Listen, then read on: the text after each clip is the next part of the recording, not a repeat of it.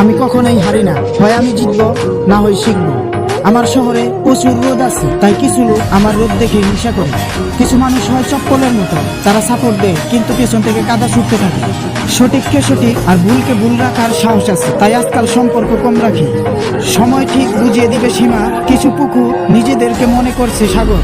গাছের টুকরোগুলো সূর্যের আলোতে জ্বলে, কিন্তু অন্ধকারে হীরাকে চিহ্নিত করা যায়।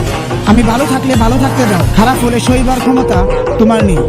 তুমি আমার ব্যক্তিত্ব পরীক্ষা করতে পারবে না, আমি শুধু তাদের জন্য যারা আমার মূল্য জানে। পৃথিবী আমার সম্পর্কে কি ভাববে তা আমি কখনোই ভাবি না। আমার পথে যা আসে হাসি মুখে তা আমি গ্রহণ করি। আমি সাফল্যের জন্য সর্বদা ক্ষুধার্ত। আমি সর্বোচ্চ উচ্চতায় উঠতে পারি কারণ আমার উপরে ওঠার সাহস আছে। আমার সাফল্য আমার শত্রুদের প্রতি আমার প্রতিশোধ। আপনি আমার চিন্তার মাত্রা বুঝতে না পারলে আমি দুঃখিত। সাহসী হও, ঝুঁকি নাও, অভিজ্ঞতার বিকল্প কিছুই হতে পারে না। অপেক্ষা করো না, সময় কখনোই সঠিক হবে না।